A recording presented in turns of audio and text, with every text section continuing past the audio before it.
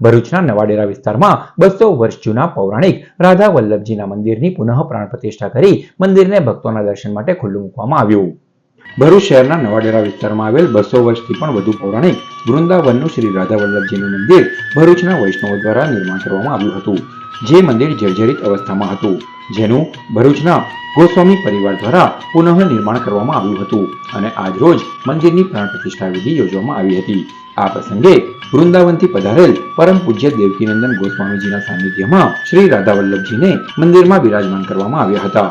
આ પ્રસંગે આમંત્રિત મહેમાનો, ભક્તજનો, वैष्णवजनों तथा गोस्वामी परिवार उपस्थित रहो હતો। नवीन महल में ठाकुर जी को प्रवेश हुआ है और यह श्रेय गोस्वामी कमलेश जी और ज्ञानेंद्र जी के सतत प्रयास से गुरु जी महाराज के पावन सानिध्य श्री देवकीनंदन गोस्वामी जी जो वृंदावन से पधारे, इनके पावन सानिध्य में ठाकुर जी का यह महल में प्रवेश कराया गया। આપણે ભરૂચ શહેરમાં નવાડેરા વિસ્તારની અંદર આપણું 200 વર્ષ જૂનું પૌરાણિક મંદિર રાધા વલ્લભજીનું મંદિર વૃંદાવન સ્થાયી આજે વૈષ્ણવો તેમજ ભરૂચના લોકો માટે આ દર્શનનો લાભ લેવા માટે જરૂર પધારવા અમે આમંત્રણ આપીએ છીએ।